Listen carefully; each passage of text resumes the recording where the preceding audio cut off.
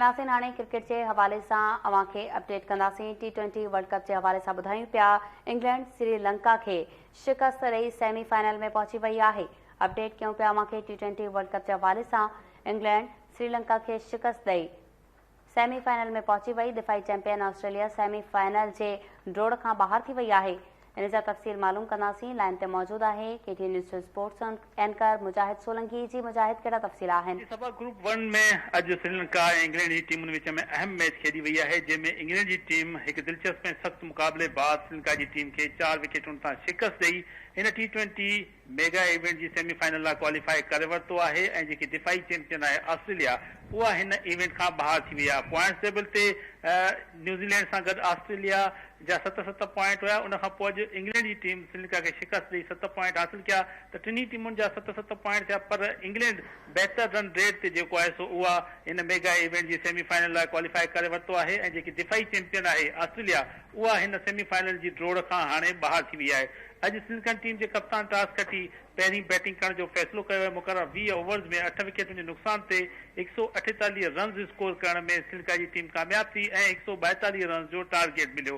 श्रीलंका की बैटिंग की गाल कजे तो पाथम निशान का 67 रन की इनिंग खेली। उन गड भानो का राजा पाक से 22 रन की इनिंग खेली नुमाया बैटर रहा। तो इंग्लैंड पारा मार्क वुड 3 विकेटों हासिल कयूं, जैसे बेन स्टोक, क्रिस वुक, साम कोरेन और आदिल राशिद जैसे में एक विकेट आई। उन इंग्लैंड की टीम जो टारगेट हो 142 जो उनके टारगेट के हासिल करने की कोशिशों कयूं। पर एक वक्त ते ईअं लगी रहो तो ये जी मैच है वह का भी टीम खटी सके थी। पर शानदार बैटिंग जो मुजाहरो एलेक्स हील की तरफा नजर आयो, जैसे 47 रन की इनिंग खेली। जोस बटलर जो कप्तान है उन 28 रन की इनिंग खेली। मुकर्रर टारगेट जो एक दिलचस्प में सख्त मुकाबले बाद 19.4 ओवर में 6 विकेट के नुकसान से पूरो करे इन अहम मैच में कामयाबी हासिल करे T20 वर्ल्ड कप की सेमीफाइनल मरहले ला क्वालिफाई कर वरतो है। हाणे ऑस्ट्रेलिया की जी दिफाई चैंपियन है टीम वह सेमीफाइनल की ड्रोड़ का बाहर थी है। तमाम शानदार कामयाबी। ऑस्ट्रेलिया जी मेगा इवेंट में दिफाई चैंपियन हैसियत से खेली रही वह इन इवेंट का बाहर थी वही है। जो टॉप स्कोर रहो इन में एलेक्स हील 47 रन की इनिंग खेली है। जो ऑस्ट्रेलिया श्रीलंका की तरफा जी बेहतर बॉलिंग जो मुजाहरो अस नजर आयो वो हसारिंगा डी सिल्वा उन धनांजा डी सिल्वा और लहरू कुमारा 2 विकेटूं हासिल कयूं। पर कामयाबी जी है वो इंग्लैंड जो मुकद्दर बरी।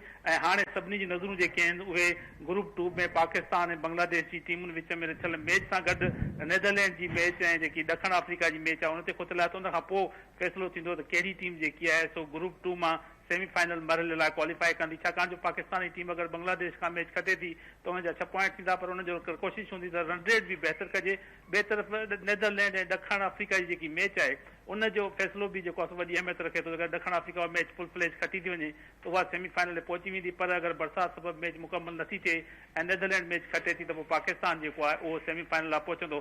तो पहले मरहले में ग्रुप 1 में सेमीफाइनल मरहले के लिए टीमूं जो वे क्वालिफाई कर चुकियों। न्यूजीलैंड और इंग्लैंड की टीम जो वे क्वालिफाई कर चुकियों इन T20 वर्ल्ड कप की सेमीफाइनल ला। जी सभा मुजाहिद सोलंकी अपडेट करने लाइ तव्हांजी मेहरबानी।